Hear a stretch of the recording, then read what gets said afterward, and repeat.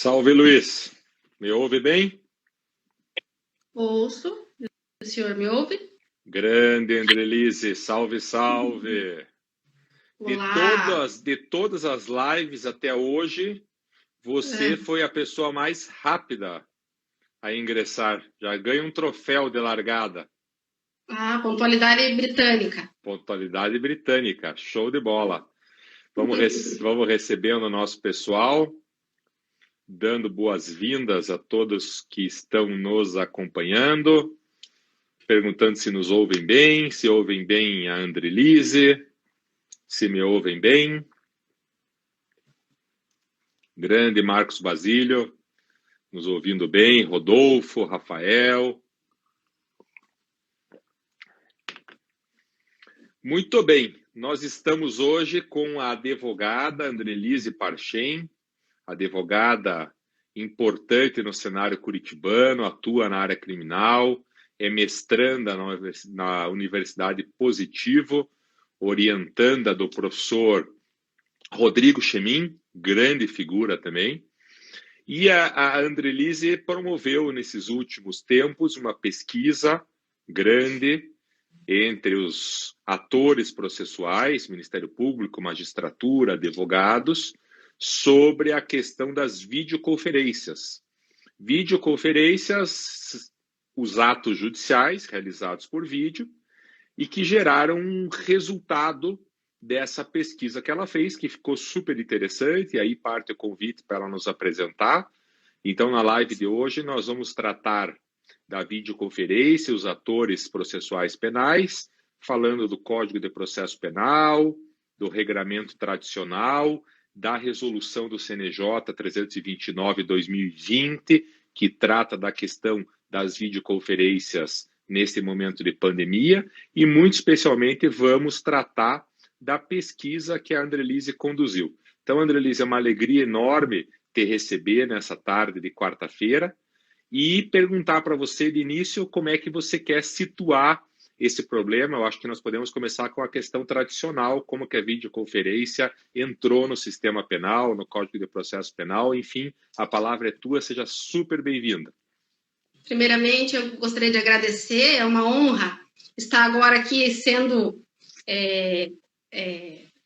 vamos dizer assim, cara a cara com o Marlos, vamos dizer assim, né? Eu ouvi na semana passada o doutor Daledoni passar hoje de aluna para colega, assim, arguida, vamos dizer assim, pelo professor, que é um dos responsáveis por eu ter seguido a carreira na área criminal.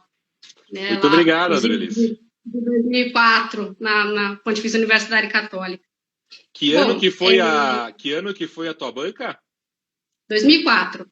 A Andrelise estava se formando em 2004 e eu tive a alegria de fazer parte da banca de apresentação da conclusão de curso, em que ela tirou nota 10, e aí já se vão 16 anos, né, Andrelise?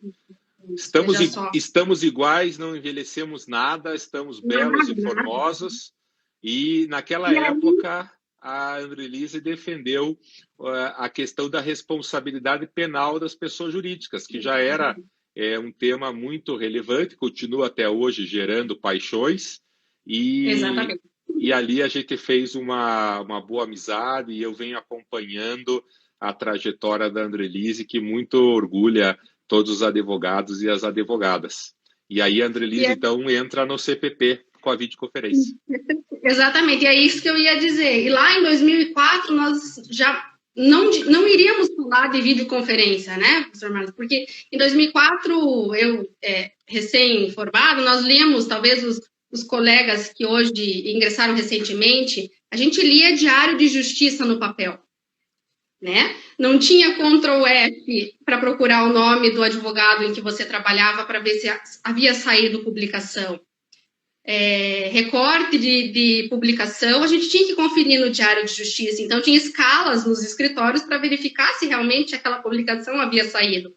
Então parece uma coisa assim tão... Falar hoje de videoconferência é algo tão moderno demais, não, mas a gente está falando de coisas que estão... Está se atualizando, o CPP está se atualizando, e eu ao preparar a live, estava pensando, falei, Mas o que eu vou trazer? Então, no CPP, eu já li, para a produção do artigo, acabei lendo alguns artigos, e tem gente que sustenta eventualmente que esse momento de pandemia seria eventualmente legal, porque nós não haveríamos regramento no CPP ou até em outro, né? Não estaria regrado no nosso CPP a videoconferência neste modelo, onde nós não temos um ambiente forense, vamos dizer assim. Vamos trazer. Depois eu explico qual foram as nossas 3 percepções na pesquisa.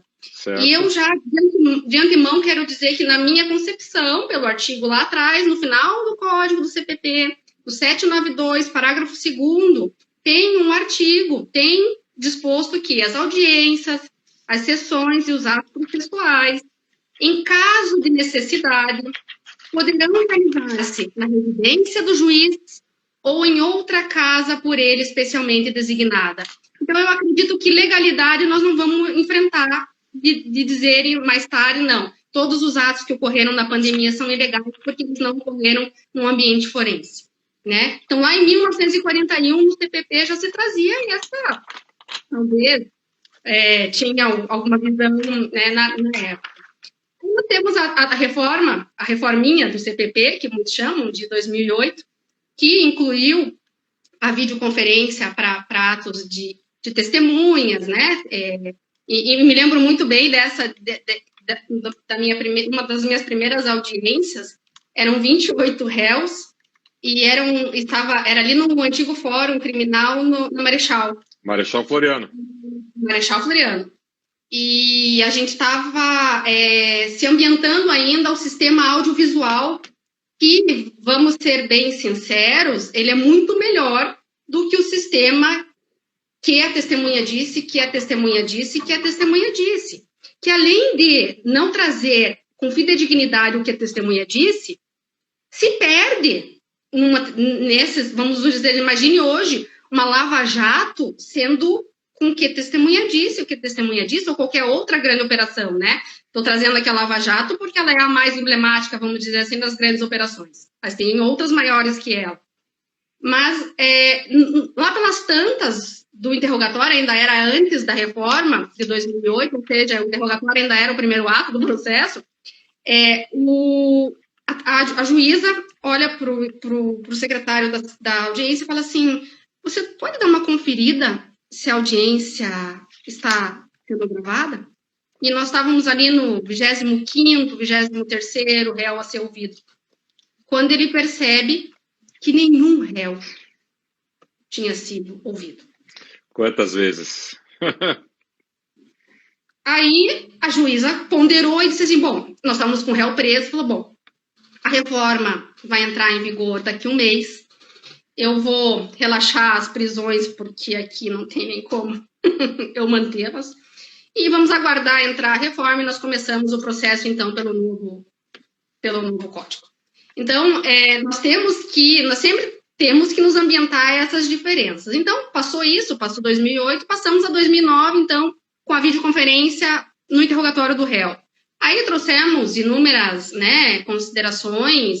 Claro que aqui eu não estou fazendo a digressão de que tiveram atos antes, né, vir da máquina de escrever. No nosso artigo a gente até vem máquina de escrever, facsímile. Eu estou só trazendo um pouquinho mais de processo físico para processo digital, que é algo um pouquinho mais recente. Sim. Né? Então, passado, nós vencemos aquelas questões e ainda temos hoje grandes questões de discussões do interrogatório do réu, e ainda traz grandes discussões que até a própria resolução 329 de 2020 do CNJ não conseguiu, que é a audiência de custódia, se ela poderia ou não poderia ser feita por videoconferência. Tanto é que elas foram, por grande parte, suspensas, porque elas, em tese, não abarcariam o seu conceito. E aí tem grandes divergências que eu não vou entrar aqui no mérito dessas divergências da audiência de custódia, eu vou me ater exatamente numa audiência de instrução corriqueira do nosso dia a dia, né, comum. Então, nós demoramos muito, a resolução 329 ela veio só no dia 30 de julho de 2020. Né? Nós tivemos março, abril, maio, junho, então nós tivemos 4 meses de audiências sem ninguém saber como que ela ia como fazer ou não fazer, e réu presos, e nós tivemos que os advogados, os próprios acusados, o Ministério Público, o próprio juiz, teve que dar um jeito de elaborar isso. E aí é diferente, e eu acho que o que a gente acabou percebendo na pesquisa é que, nesse momento de pandemia, Marcos, o que acontece é que talvez um princípio que não está no direito penal, não está, talvez, em nenhum dos ramos do direito, que é o bom senso. Agora, Andrelise, antes de você entrar nesse momento da pandemia, deixa eu te pontuar. A Andréia Strapasson está aqui te elogiando com a tua, Andrelise, atua com a sua excelência de sempre. O Beno Brandão te mandou uma mensagem e a gente está gravando essa nossa conversa aqui no Instagram, fica disponível depois no IGTV, mas eu estou tomando cuidado, junto com o Luiz Roberto Lino aqui do escritório, de fazer a gravação dos comentários, e quando ficar disponível no YouTube do Arnes de Oliveira amanhã, dá para rever os comentários. Por exemplo, o Beno está aqui: querida Andrelise, advogada combativa e grande parceira, amiga de e para sempre. Grande Beno Brandão, agradecer a tua presença, da Alessi. Obrigada. O Luquezzi fez um bom comentário aqui, que é de grande memória para todos nós. O Guilherme, que é o presidente do Instituto Brasileiro de Direito Penal Econômico, e está conosco junto com a Camila aqui nos assistindo, a Bibiana, o Beno, que também faz parte do Instituto, você, e o Guilherme está lembrando, fica o convite para se inscreverem no Instituto, www.ibdpe, Instituto Brasileiro de Direito Penal Econômico. As inscrições estão abertas, é bem baratinho, tem acesso a conteúdo exclusivo. E o Guilherme fez um comentário que me lembrou, porque, diferente de quem está nos ouvindo e de você, que é muito jovem, o dia a dia era lá no Fórum da Marechal Floriano, e o Sim. Guilherme está lembrando que o edifício Toronto, bom e velho edifício Toronto, ele diz aqui, e ele fez uma lembrança também que me trouxe aqui na memória muitas coisas, que era o elevador de escolta. Então, para quem lembra, era um prédio apertado, os corredores estreitos, as famílias dos presos todas misturadas, com a polícia, com o preso, com o advogado, com o juiz, com o promotor. Era uma confusão, mas tinha um elevador, que era o elevador bem da esquerda, tinham 3 elevadores, o elevador bem da esquerda, para quem olhava para os elevadores para descer, era o elevador da escolta. Lá embaixo, na garagem, tinha uma carceragem, onde ficavam os réus presos. Depois de lá, nós mudamos para o Santa Cândida, lá naquele...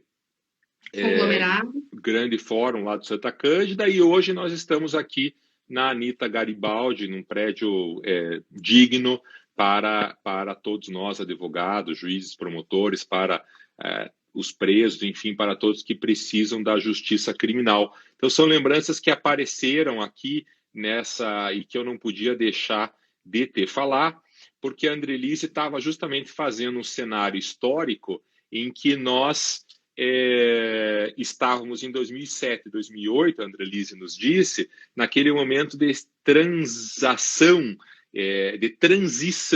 entre a máquina, a digitação, em que o réu falava, o juiz ditava e o assessor do juiz datilografava ou digitava nas delegacias, datilografava, e aquilo demorava horas, e nós passamos a ter um sistema de gravação. O Paraná foi pioneiro naquela época nesse sistema. Isso facilitou muito as audiências, mas, como a Andrelise lembrou, gerava às vezes problemas de gravação.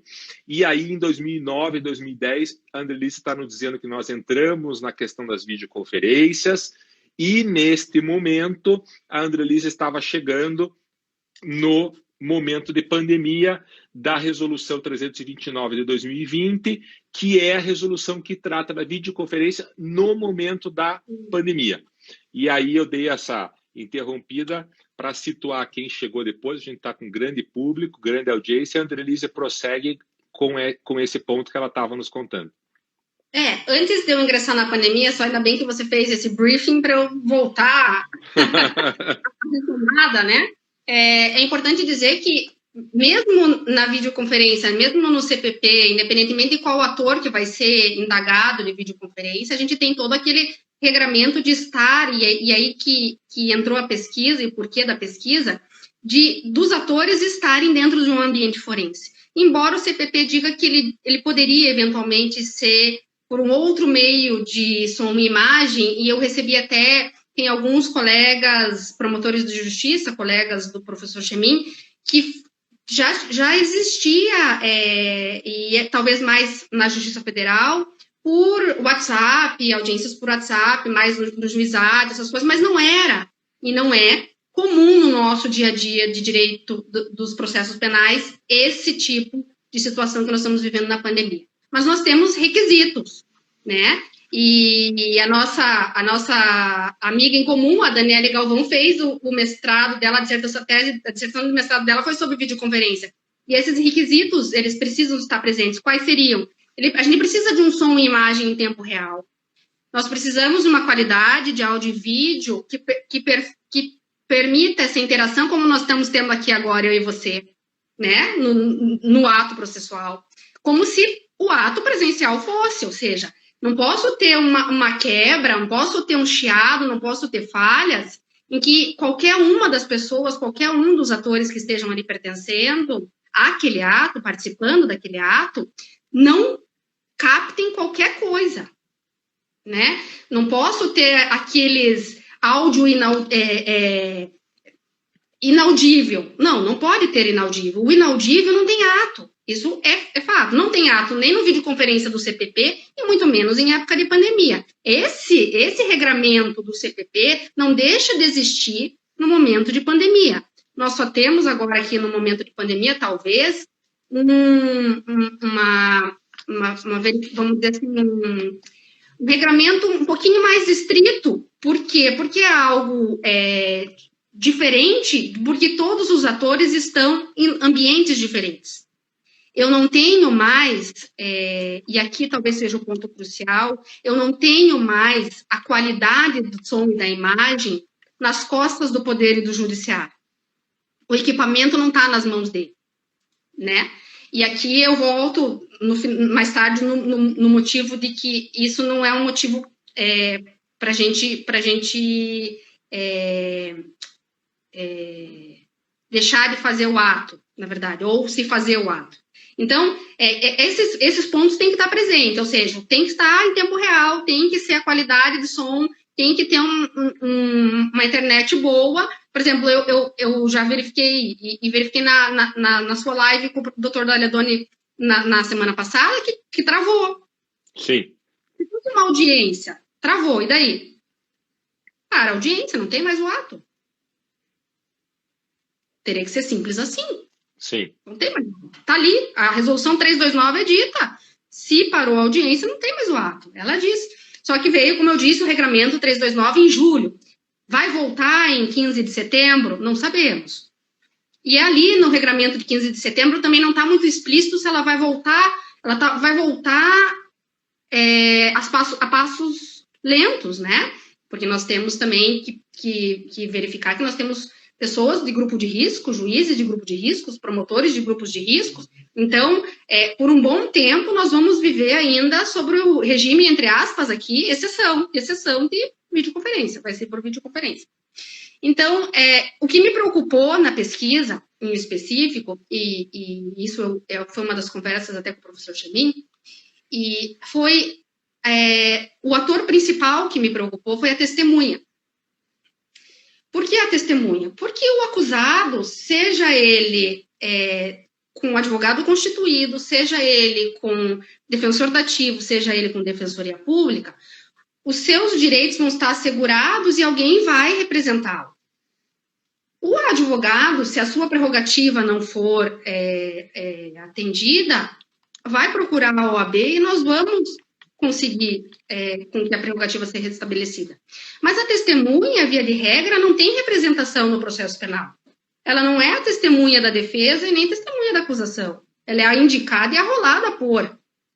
Né? Eu não posso transferir o ônus, e é isso que nós estamos vendo, e aí porque eu volto no bom senso, que nós estamos vendo em alguns processos, de que a responsabilidade da testemunha em prestar o depoimento é da defesa.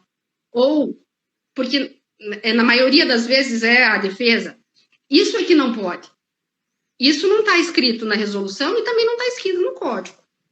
Porque o serviço público permanece sendo do Poder Judiciário. O serviço público não é do meu escritório da advocacia, não é do escritório do professor Marlos, não é escritório do doutor Beno Brandão.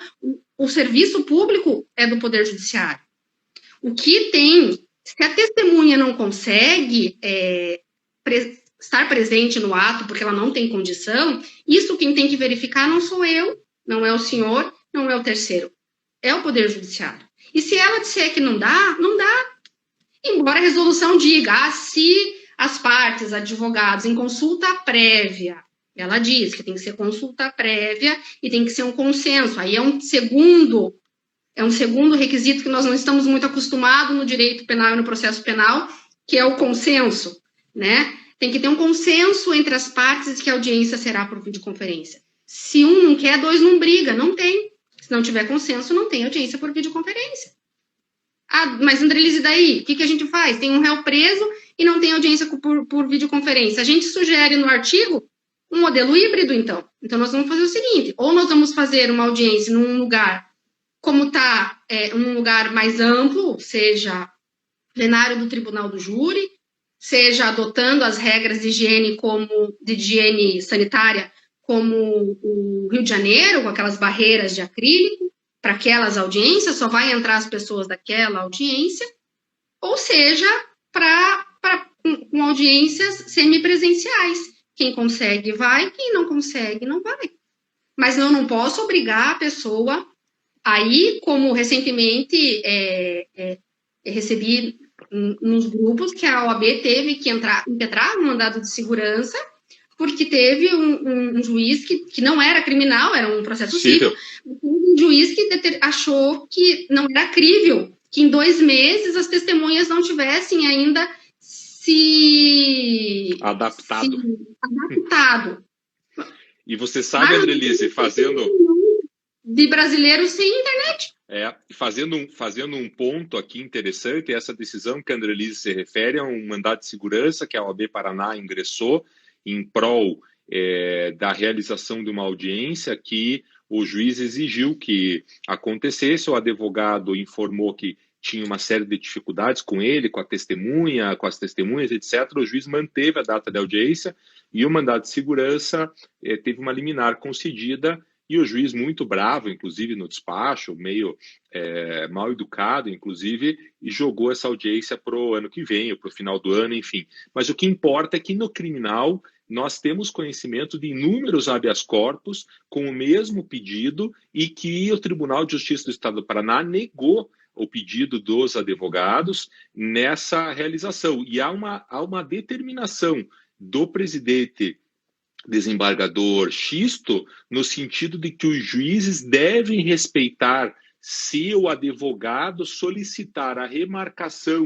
por causa da pandemia, seja porque não tem o aparelho eletrônico, os meios, os juízes devem acatar. Mesmo assim, nós temos juízes negando e nós temos decisões da segunda Câmara Criminal, que eu conheço, pelo menos da segunda, negando os habeas corpus para que essa audiência seja redesignada. Então, a Andrelise está colocando, e isso é importante que a gente lembre, a dificuldade das videoconferências, das realizações de atos não presenciais, e aqui não quer dizer que os advogados são contra, nós estamos tendo aqui muitos comentários, o próprio Beno, o Newton Servo, dizendo que felizmente ou infelizmente isso veio para ficar, e aí se refere aos sistemas online, a videoconferência, EAD.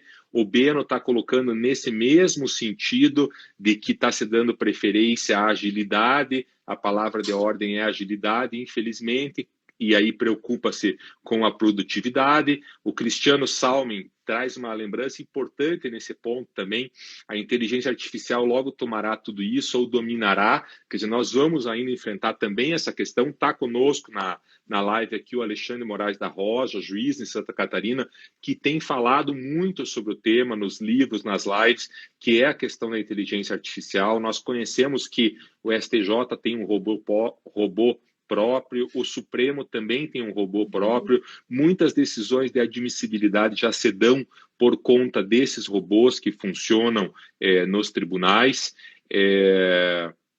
o Beno coloca que a impressão é que a regra vai acabar sendo por videoconferência, e muitos pontos que os advogados que nos assistem, os atores do processo que nos assistem, por exemplo, criticam o Álvaro Vinícius Fernandes. A audiência de custódia por sistema de videoconferência é uma piada de mau gosto, na minha concepção.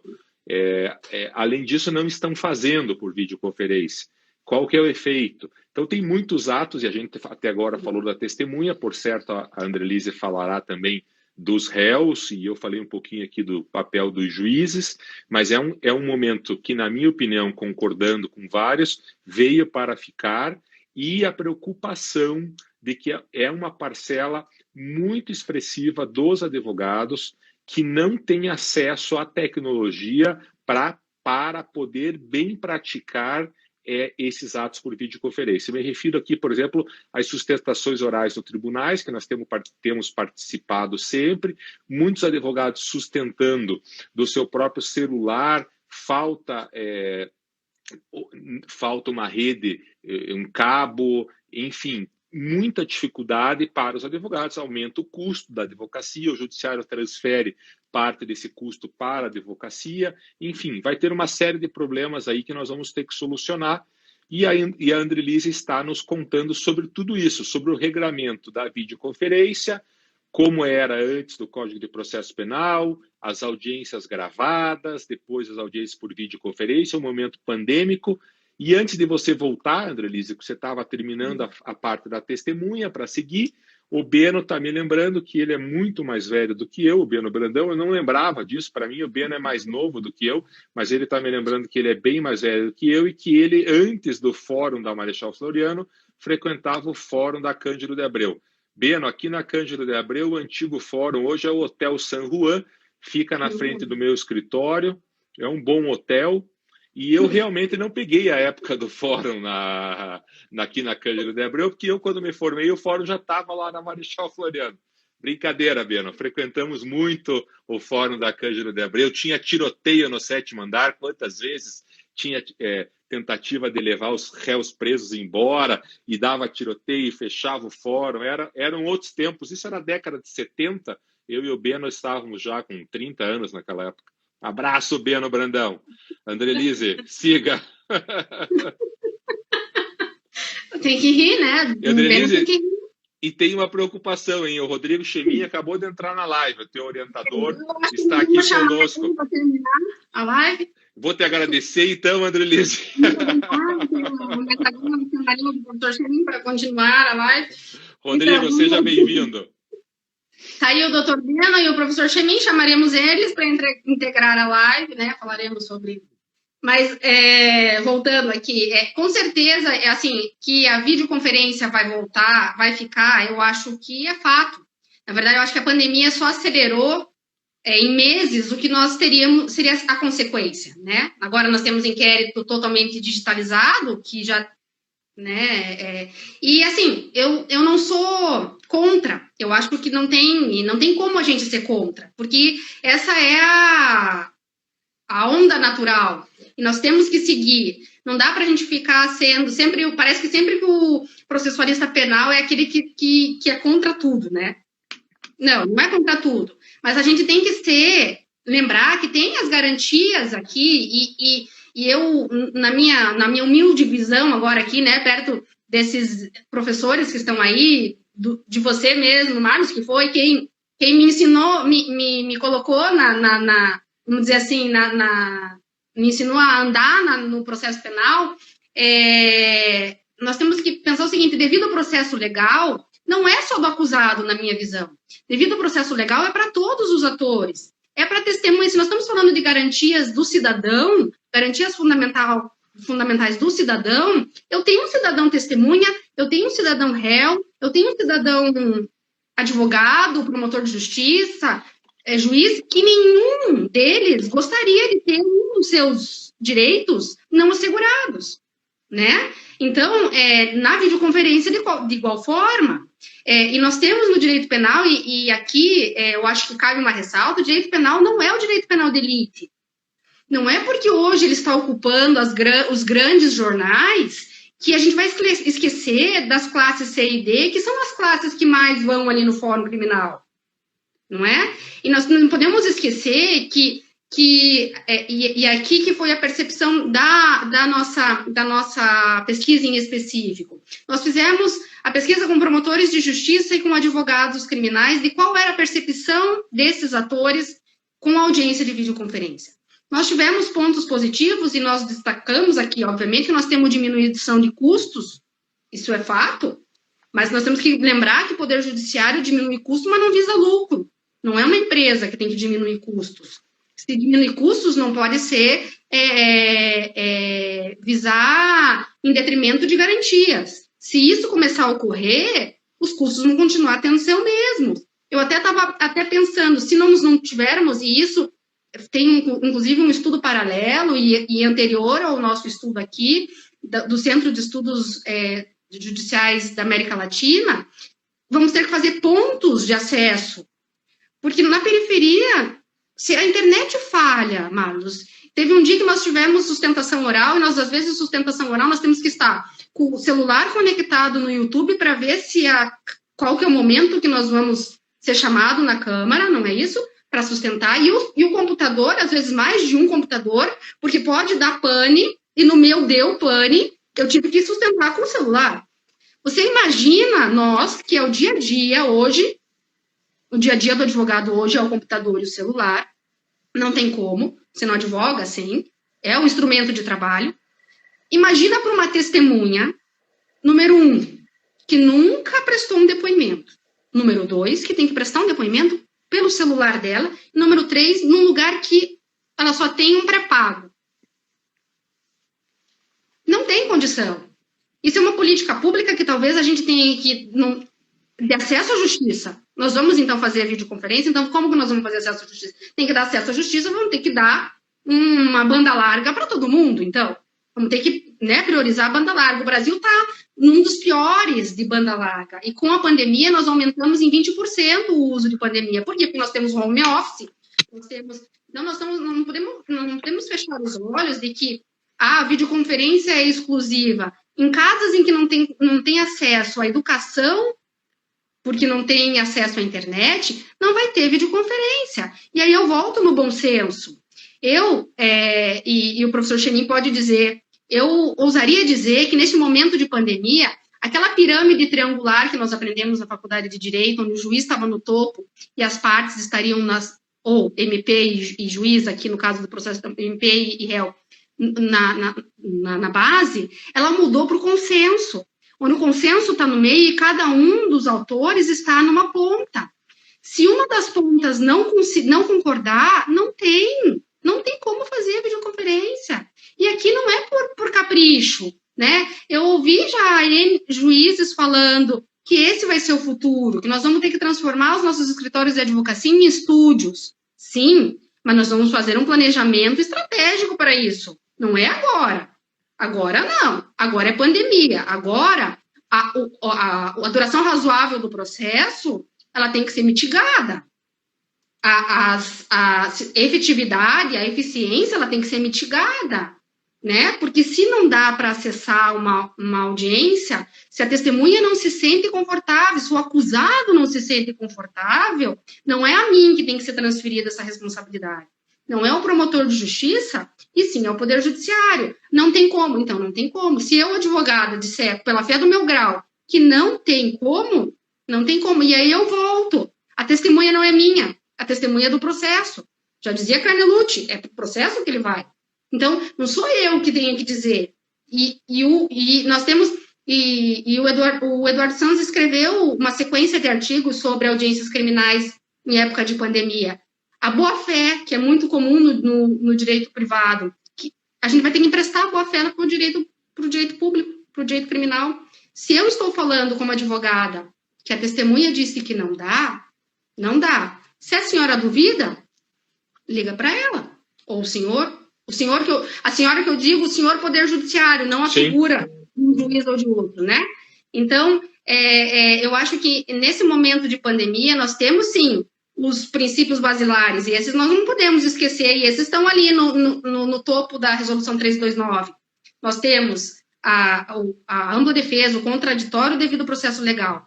Mas todos esses, hoje, eles têm que ter um bom senso, o consenso, uma consulta prévia da defesa e da acusação também. Então, não é simplesmente porque eu tenho um acesso na minha casa, porque eu tenho um notebook, porque eu tenho um celular, que eu acho que todo mundo vai ter. Não é. Né? E eu quero aproveitar, Andrelise, você está falando dessa dificuldade da tecnologia para as videoconferências. Isso já disse que é favorável, e eu também sou favorável, mas nós temos aqui conosco o Álvaro Fernandes, que ele está defendendo a impossibilidade das audiências por videoconferência e insistindo que a linguagem não é a única forma de comunicação. Eu vou pegar um gancho aqui, porque você detectou na tua pesquisa como um dos pontos negativos da videoconferência justamente o comportamento humano.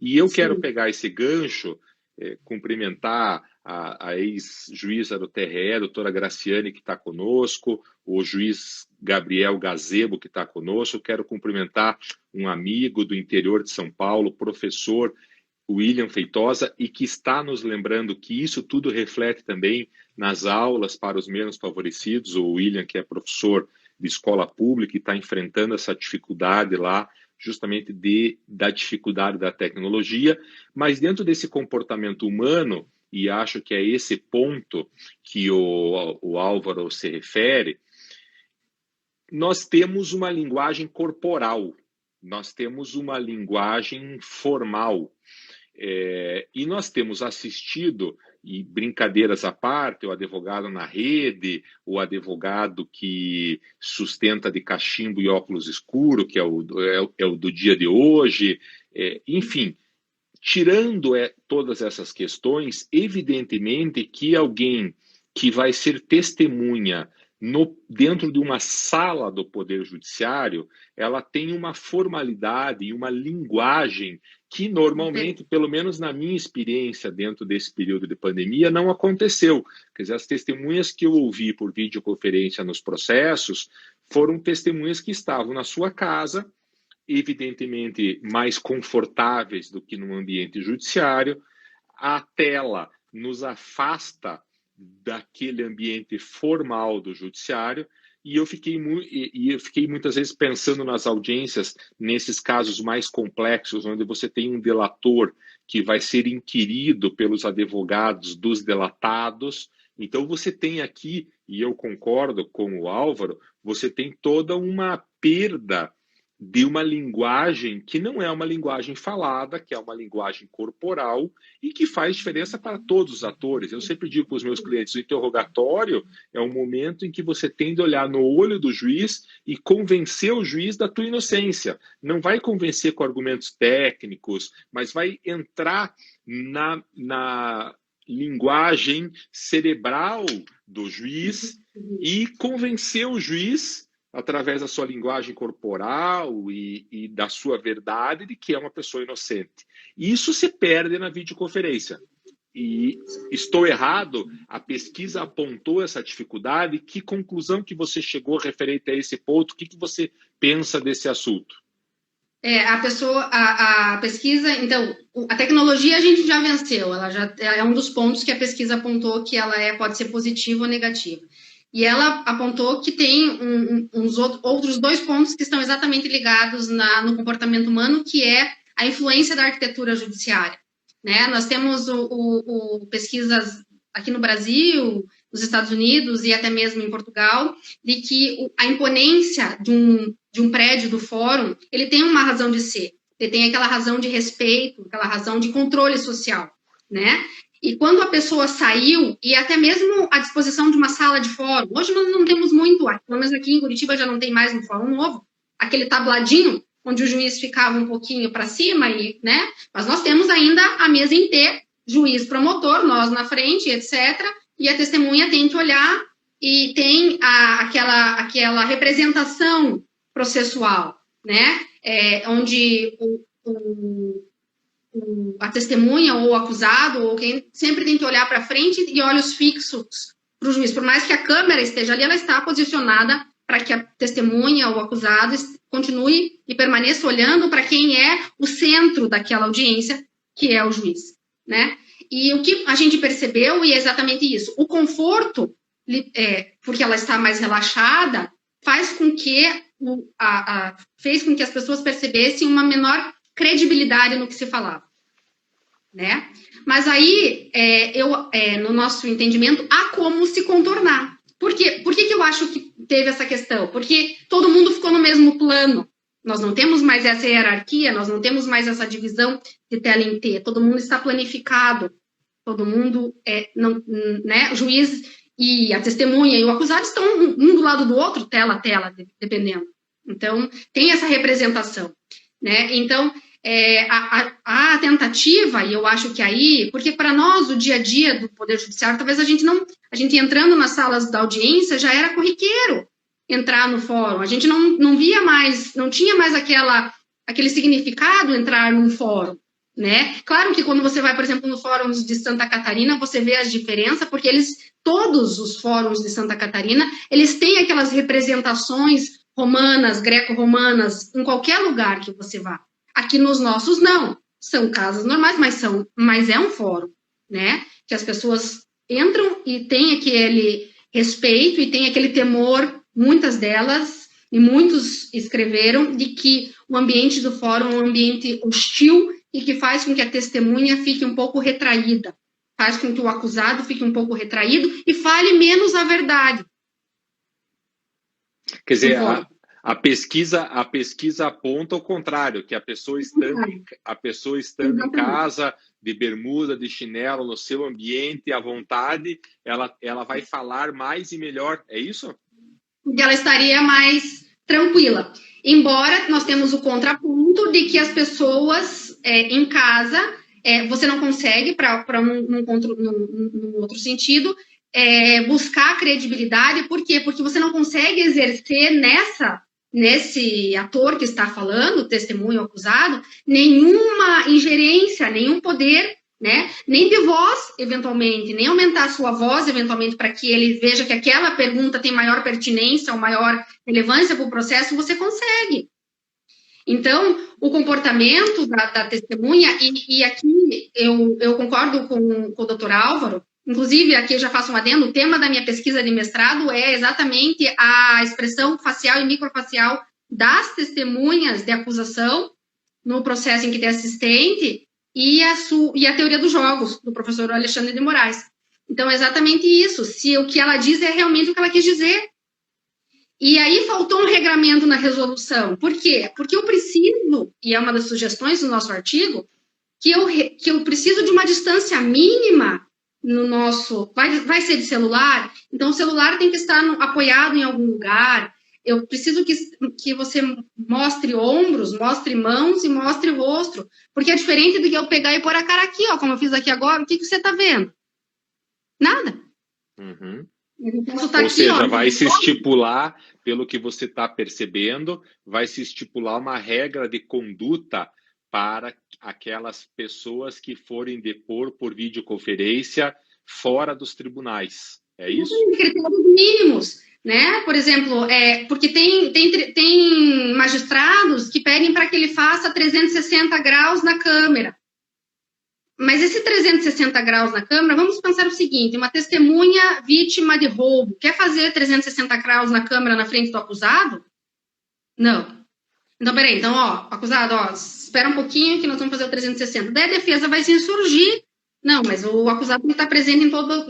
Então, são questões que nós vamos ter que debater no dia a dia para ver como é que... Uma das sugestões é exatamente essa, olha. Então, nós vamos ter que ter um regramento de ângulos. Vai ter que ter um regramento de ângulos. Para quê? Porque, eventualmente, nós vamos querer analisar a expressão corporal da pessoa, se ela estava nervosa, se eventualmente até para analisar se ela não estava, até para ver o ângulo, eventualmente, da testemunha, se ela não tinha um teleprompter, se ela não estava sendo induzida, se ela não estava com mais alguém, né? Nós temos a questão da incomunicabilidade, e o que me surpreendeu na pesquisa não foi a incomunicabilidade de pessoas mais vulneráveis, foi a incomunicabilidade de policiais, os policiais votados na mesma delegacia prestando depoimento juntos, ou seja, são coisas que nós vamos no dia a dia nos ater e nós vamos ter que bater na audiência, que se o advogado não falar lá na sala de audiência, mas isso eu acho, Marlos, que não é só o advogado, porque o Ministério Público também tem que se insurgir e o juiz também pode de ofício ali falar, olha, não dá, isso aqui não dá, duas testemunhas juntas não dá para encerrar, não tem como um deles vocês saírem, não tem como, então não tem o ato. Retorno para o bom senso e para o consenso. Eu não posso realizar o ato simplesmente porque a pandemia exige, a duração razoável do processo exige, a eficiência exige. Não. As garantias, elas não vão ser supridas. Agora, não havendo consenso, nem o bom senso, e que normalmente a gente pode dizer que não há nem o consenso, nem o bom senso. Como é que se resolve isso? Quer dizer, muito na prática. Como é que quem vai resolver essa situação? Porque me parece, nesse ponto, Andrelise, que os prejudicados, ao final e ao cabo, serão os advogados e, consequentemente, os seus clientes e, consequentemente, o jurisdicionado, que é a razão de existir do Poder Judiciário. O que eu tenho visto na minha experiência, e ela é uma experiência num espectro pequeno, é que a pandemia vai acabar, nós estamos longe da justiça com os atos por videoconferência, esses atos formalmente estão se realizando dentro de uma validade agora, mas eu não acredito que no final da pandemia nós retornemos ao status quo antes. Eu acredito que o judiciário vai aproveitar, mesmo que de forma inconsciente, e deixar os advogados a essa distância que eles estão dos tribunais. Quer dizer, nós hoje não temos muitas formas de pressionar, de fazer agilizar os processos, quer dizer, boa parte, e isso eu tenho acompanhado no Brasil inteiro, são telefones que não estão funcionando, todo o contato deve ser feito por e-mail, se você ligar, quem atende é a segurança do prédio, evidentemente não há, como regra geral, ninguém no prédio e o contato com a vara deve ser por e-mail. Os e-mails até que são respondidos, de certa forma a coisa funciona, mas eu sinto que está se cumprindo o papel formalmente. Sim. Acabando a pandemia, será que a gente retorna para uma situação anterior? E no meu sentir, a Maria Francisca está fazendo uma lembrança importante que o STF e o STJ estão com atendimento para acesso a processos físicos e só com atendimento para acesso a processos físicos. Ontem eu fiz uma sustentação no STJ e o serventuário da turma, ele não permitiu, sem nenhuma regulamentação, que dois advogados da mesma causa entrassem no Zoom. Então, a sessão do STJ acontece no Zoom, como a Andrelise falou, nós temos que acompanhar a sessão pelo YouTube. Quando entra a nossa sustentação, a gente entra no Zoom para fazer a sustentação oral. Eu fiz a minha inscrição, o outro advogado fez a sua inscrição em outra cidade, inclusive, que são dois advogados na causa, e no dia o serventuário informou que não, que só um pode entrar. Mas onde está escrito que só um pode entrar? Aí você liga, o serventuário está na sessão, ele não pode atender, você manda e-mail, o e-mail não vai ser respondido porque o serventuário está na sessão, e eu, como sou insistente, fiquei no Zoom, o serventuário me derrubava, eu entrei no Zoom, o serventuário me derrubava, entrei no Zoom, me derrubou 3, 4 vezes, eu fiquei insistindo, até que ele não teve como me derrubar, chamaram o nosso processo, e nós dois, os dois advogados, ficamos no Zoom. Mas essa dificuldade não é todo advogado, aqui nós estamos falando de problema de tecnologia, estamos falando do problema de ambiente e estamos falando do problema de comportamento humano, que foram os 3 pontos negativos que a Andrelise localizou na sua pesquisa, que foi a inquirição de testemunhas por videoconferência no processo penal, dentro desse cenário de micropoderes. Dr. Rodrigo Chimin, procurador de justiça, grande, dileto amigo, estudamos no primeiro ano da faculdade juntos, na PUC, depois o Rodrigo fez novo vestibular, foi aprovado na Universidade Federal, lá concluiu, depois estudamos juntos para os concursos públicos, ele foi aprovado, hoje é um grande procurador de justiça aqui no estado do Paraná, uma referência no tema de sistema acusatório e sistema inquisitório, escreveu um livro Lava Jato e Mãos Limpas, que é a leitura obrigatória, e o Chemin tá aqui ponderando que são os micropoderes. É isso mesmo. Micropoderes por quê? Porque há resolução do STJ, há resolução do Supremo, há a determinação do desembargador Xisto aqui no TJ Paraná, mas simplesmente não é cumprido. Por quem? Não é nem pelo juiz, nem pelo promotor, nem pelo advogado, não é cumprido pelo assistente que se acha o dono e é o dono desse micropoder. Então, Andrelise, muito bacana esse tema, despertou inúmeras ponderações. Nós temos mais 8 minutos, que daí o Instagram nos corta, e eu queria que você fizesse as tuas ponderações finais. Eu sei que você tem uma recomendação super legal, e eu quero, antes de te passar a palavra, para quem está nos acompanhando, uma vez mais, não mencionei, o Luquezzi está me lembrando aqui que eu não mencionei, o Chemin é orientador do mestrado da Andrelise, e eu quero aproveitar e convidar todos vocês para se associarem ao Instituto Brasileiro de Direito Penal Econômico. É bem simples, basta entrar no site www.ibdpe.com.br, tem o link para inscrição, para registro. Sendo associado, você participa com conteúdos exclusivos, publica seus artigos, tem tido toda semana referências novas de publicações e ajuda o Instituto a crescer. Então ficam todos convidados. O Luquezzi já pôs aí o link na nossa página aqui embaixo nos comentários, e todos vocês estão super convidados a participar do IBDPE. E a Andrelise agora encerra com as suas considerações finais sobre um tema que chamou muito atenção. Maria Ângela de São Paulo elogiando, o pessoal todo elogiando as tuas ponderações, a tua fala. Então, como é que você está enxergando aí as tuas considerações finais, Andrelise? Então, eu acho que é um tema, você perguntou como é que nós vamos solucionar. Ontem, ouvi o professor Zaffaroni na aula magna na PUC Rio Grande do Sul, e ele disse assim, que desistir jamais, lutar sempre, não é? Eu acho que nós vamos ter que continuar, parece até piegas essa frase, mas infelizmente nós vamos ter que utilizar dos mecanismos.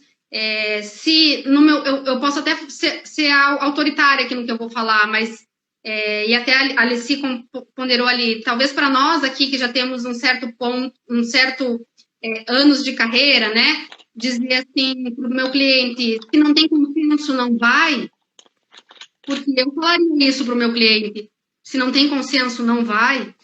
E se acontecer o ato, aí depois nós brigamos. Para o advogado no início de carreira, talvez isso não seja fácil admitir, né? É um risco que o advogado assume ao orientar um cliente, e é um risco que o cliente assume ao aceitar esse conselho. Mas eu acredito o seguinte, o que não dá é para nenhum advogado esmorecer. No início da audiência, se começar a audiência mesmo sem consenso, ele tem que abrir a audiência e dizer assim, estamos fazendo essa audiência, excelência, mas quero que deixar consignado que ela é sem consenso. Né? Para que depois, quando a gente chegar no tribunal, o tribunal não diga que nós não alegamos num momento oportuno, que é a audiência, um momento oportuno, eventualmente, né? Mesmo tendo a petição dizendo que não é, para que depois o tribunal vai vir e vai dizer assim, mas você fez o ato. Sim, eu fiz o ato porque ou era isso ou o meu cliente corria o risco de a revelia, porque pode ser ainda que nós tenhamos uma criação teratológica de uma revelia agora, por não comparecimento à audiência de videoconferência. Sabe lá Deus o que vai acontecer. Mas fato é que eu acredito que pós-pandemia nós não podemos ficar com os regramentos dos micropoderes. Nós vamos ter que ter um regramento. E esse regramento vai ter que ser balizado daí com os princípios constitucionais e os princípios processuais que nós temos hoje. E como você me pediu uma sugestão de uma indicação de filme ou de série, eu teria duas, na verdade. Eu tenho de filme, pelo Amazon, O Suprema, que é um filme excepcional, exatamente nessa vibe, inclusive, de que se for para desistir, então, desista de ser advogado, né? Porque tem que lutar até o final, até o último segundo. E o segundo seria uma série que ela não está, ela foi uma série da Fox, que era aquela Lie to Me, que é sobre microexpressões faciais e desvendar e crimes. Então, são interessantes. Como que é o nome da série, Andrelise? Like to Me. Engana-me se puder ou Lie to Me. E é muito interessante. Onde? Ela passava na Fox. Ela tem que procurar alguns desses IP-Box, tem ela... Infelizmente, ela saiu de veiculação, de linha, assim, porque não tinha muito acesso.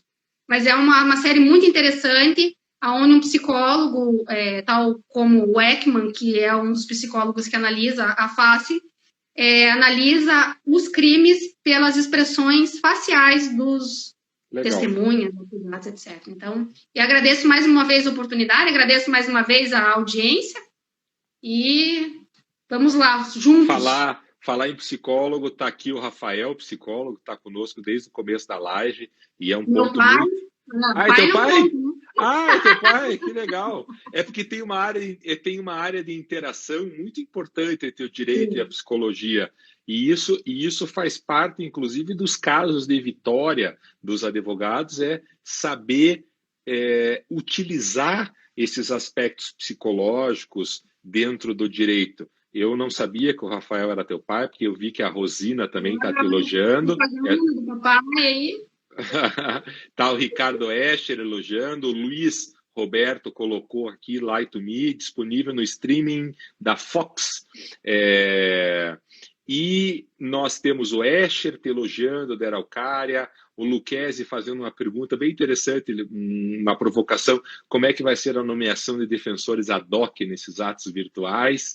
A Maria Ângela Borsoi, que é uma pessoa maravilhosa de São Paulo, minha amiga, dizendo que nunca imaginou que ela ia aprender, ter acesso ao conteúdo jurídico que ela está aprendendo e que está elogiando. A Inayá Botelho, a Gabi, o Newton, o Servo, o Rodrigo Cheminha, a Thaís, enfim, um monte de gente elogiando.